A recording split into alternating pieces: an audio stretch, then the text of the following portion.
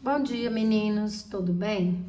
Então, hoje a nossa aula é a correção dos exercícios da última aula.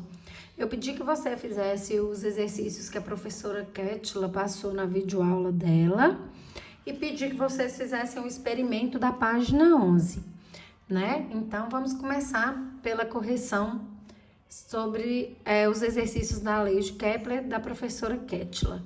Então, ela colocou o seguinte: analise as informações abaixo e diga a que lei de Kepler cada um dos tópicos está relacionados. O primeiro tópico, ela colocou: a razão entre o quadrado do período orbital dos planetas que orbitam a mesma estrela e o cubo do raio médio de suas órbitas é constante. Então, isso aí está se referindo à terceira lei de Kepler, né? Então, o que Kepler conseguiu calcular? Ele conseguiu, usando a matemática, calcular a razão, né, entre a translação de um planeta e o dividido pelo cubo do raio médio dele. Ele viu que o quê? Que quando ele fazia esse cálculo com todos os planetas, ele conseguia um número constante, né? Então, ele viu que as órbitas desse planeta, o número encontrado nesse cálculo referente às órbitas do planeta é um número constante para todos os planetas, tá? Então, quando você usa mesmo números diferentes, dividindo pelo cubo do raio deles em relação à estrela, quando esse cálculo é feito, o número encontrado será sempre o mesmo, que a gente chama de constante, tá certo? A segunda afirmação é a seguinte: a órbita dos planetas em torno do Sol é elíptica e tem o Sol em um dos seus focos. Então, essa afirmativa, ela é apregoada na primeira lei de Kepler, né? Então, foi uma das coisas que ele conseguiu se diferenciar dos pesquisadores antes dele, inclusive Tycho Brahe, que foi com quem ele começou a trabalhar e usou bastante a obra de Tycho para poder formular essas leis. O grande problema dos outros cientistas é que eles queriam uma órbita circular. Kepler é o primeiro a falar que essa órbita é elíptica, tá certo? Então, isso aí é o que reza a primeira lei dele, né? Que a órbita dos planetas é elíptica. E o Sol, ele não está no centro, ele está lateralizado, ou seja, em um dos focos da elipse, tá certo? A próxima afirmativa é que a órbita dos planetas em torno, a linha imaginária que liga a Terra até o Sol varre áreas iguais em períodos iguais.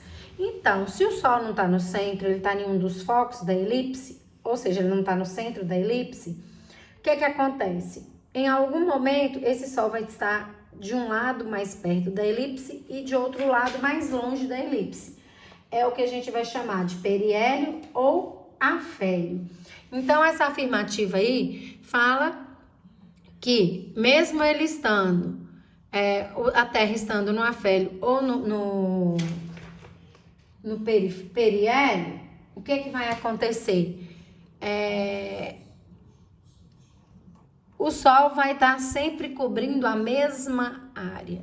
E isso é verdade. Em um momento, ela pode estar cobrindo uma área mais curta, mas mais larga, como a gente pode ver na página 9. Em outro momento, ela pode estar cobrindo uma área mais comprida, mas é uma área mais estreita, mais fina. Mas se eu calcular matematicamente essa área, usando a geometria, eu vou encontrar o mesmo valor de área, tá certo? E isso aí está escrito na segunda lei de Kepler. E a última afirmativa é que a velocidade de translação dos planetas depende da distância em que o planeta se encontra do Sol. Isso também está descrito na segunda lei de Kepler, né? Está referente à velocidade do Sol no periélio e no afélio.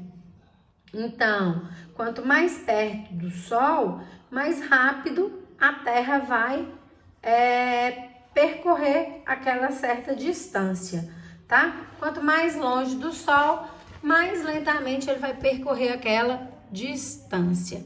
Então, a velocidade de translação depende sim da distância que o planeta se encontra do Sol.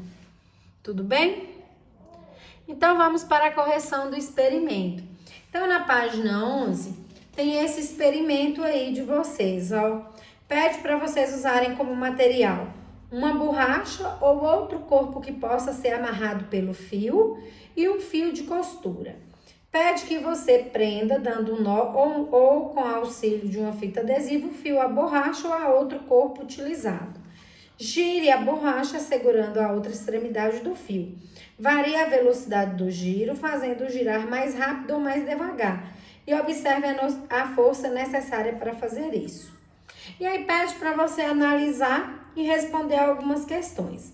A primeira pergunta assim, ó. O que acontece se o fio arrebentar? Então, você tá lá, girando a borracha, o fio arrebentou. O que aconteceu? Isso mesmo. A borracha vai escapar. Ela não vai permanecer naquele giro que ela está fazendo. Ela vai sair daquele movimento, né? Que ela tá fazendo. A velocidade ela não vai perder, ela vai perdendo aos poucos por causa da gravidade que vai puxando ela. Mas ela não vai mais manter aquela rota, tá certo? Que força mantém a borracha em um movimento circular? Qual força que é? A sua? O que você acha? É a força de sustentação do fio. É a força que você emprega ao fio e o fio emprega a borracha, tá certo? 3. O que acontece se você girar cada vez mais rápido? Bom, para que você consiga girar ela cada vez mais rápido, você tem que empregar uma força cada vez maior, né? Para poder fazer com que essa velocidade aumente. E dependendo da velocidade, da força, do peso, é perigoso o fio se romper. O fio de vocês se romperam? Me manda uma mensagenzinha aí falando. 4. Em comparação com o movimento de um planeta em torno do Sol, quem seria o Sol? Quem seria a força da gravidade? Quem seria o planeta? E a órbita nesse experimento? Então, levando em consideração o modelo heliocêntrico, o Sol seria você ou sua mão, né? Deixa eu ver. A força da gravidade seria o fio que mantém a mesma distância entre a sua mão e a bola, né?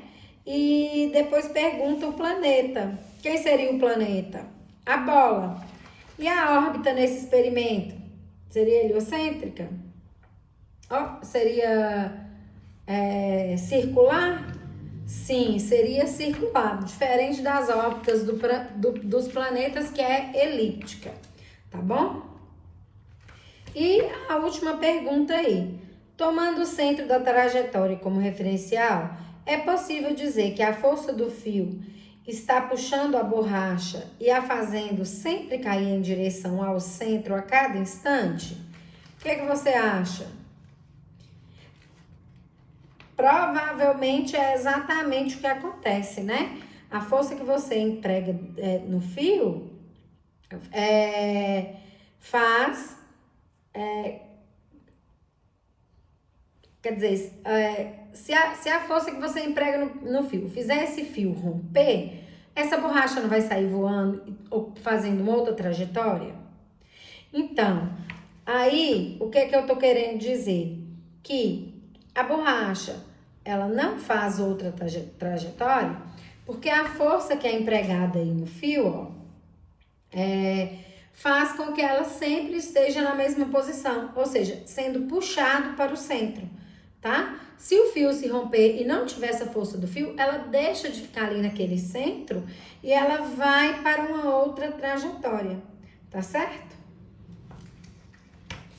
Eu espero ter elucidado mais um pouquinho sobre as leis de Kepler. Se tiverem dúvidas, podem me perguntar no WhatsApp, tá? Bons estudos e esse vídeo termina por aqui.